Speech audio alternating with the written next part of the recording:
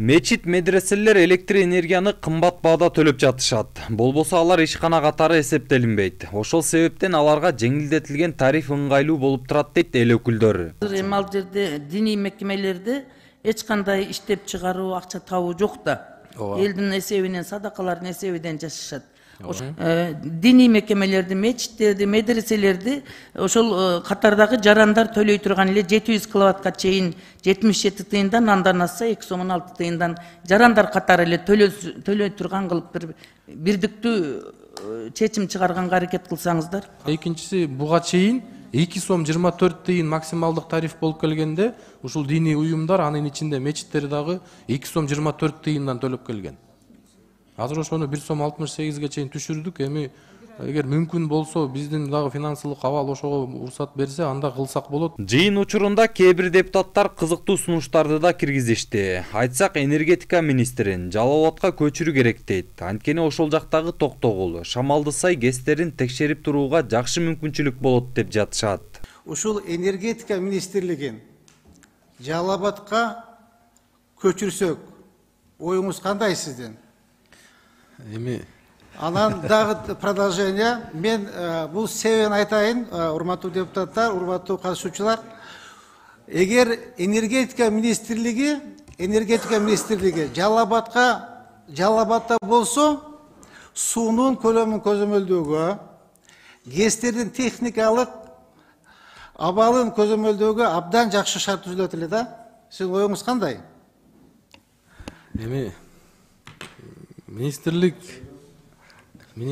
энергетика тармагындагы жалпы мамлекеттик саясатты жүргүзгөндөн кийин мен ойлойм, борборго эгер Жалал Абадка борборду көчүрсө, чого көчүп барсак туура болот да. Рахмат. Рахмат анда борборду Жалал Абадка көчүрөлү. Фракциянын бүгүнкү отурумунда энергетика жаатындагы ири долбоорлор жөнүндө сөз болду. Камбарата бир ГЭСин Өзбекстан менен биргелешип куруу боюнча негизги маселелер карала элек экен. Тактап айтканда, кимдин үлүшү канча болору белгисиз. Бирок сүйлөшүү иштери жүрүп жатыптыр. Дал ошол себептен айрым депутаттар ГЭСти чогуу курууда суу тартыштыгы жаралбайбы деп кооптонуп турушат. Өзүнүн бир жыйынтыгын берет. Алдын ала мындай пландар бар. Себеп дегенде курганы. Себеп дегенде эми бул суроону мен сизге эмне берип атам, кап болбойсуз деп первоч айттым. Коопсуз болуп калбайбы бизге? Билесиңер да, эки мамлекеттин ортосунда, Кыргызстан менен Өзбекстандын ортосунда бул суу өтө чоң, келечекте да проблема болот. Милдеттенмелерибиз бар. Бизге коопсуздук жагынан, стратегия жагынан оор болуп калбайбы экен Өзбекстан менен биргеликте куруп алсак Камбарата бирде?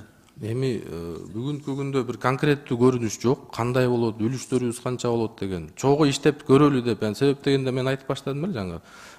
Эми барыбыз кошуна мамлекет болгондон кийин бизден чыккан суу ушул биздин кошуналарга барат экен, Өзбекстанга, андан ары Казакстанга кирет.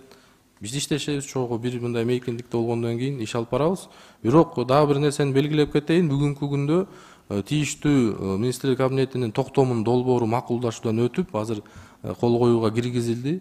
Эгерде ушул токтом чыга турган болсо, биз өзүбүз Камбарата бир ГЭСинин курулушун баштай беребиз. Айтсак, кече эле министрлер кабинетинин төрагасы Акылбек Жапаров менен Өзбекстандын премьер-министринин орун басары ГЭСтин айланасындагы маселе боюнча талкуу жүргүзүшкөн. Өкмөт башчы буга чейин Камбарата бир ГЭСинин курулушунун биринчи баскычы үчүн 498 миллион доллар каралганын билдирген. Ал эми энергетика министри болсо, эгер кошуналар бир ымалага келе албаса, анда бул ири долбоорду Кыргызстан өзү колго аларын айткан. Камбарата бир бул национальный проект болуп эсептелинет. Кудай буйруза, мен ойлойм, эгерде коңшу өлкөлөрүбүз кошулбаса, биз өзүбүздүн күчүбүз менен, мен как министр энергетика катары, как энергетик катары көзүм жетет, өзүбүздүн күчүбүз менен да салып бүтүргөнгө мүмкүнчүлүгүбүз бар. 2010 тартып Кыргыз бийлиги Орусия менен жогорку нарын ГЭСтер каскады жана Камбарата бир ГЭСине байланыштуу келишимге кол койгон. Бирок бул долбоор ишке ашырылбаганы үчүн Кыргыз тарап келишимди бир тараптуу токтоткон. Президент Садыр Жапаров 2021-жылы мартта Өзбекстандагы мамлекеттик сапарында Камбарата бирди коңшу өлкө менен чогуу куруу тууралуу келишим түзүлгөнүн айткан. Жодар Бузумов, Улукай Испеков, Нур Ньюс, Бишкек.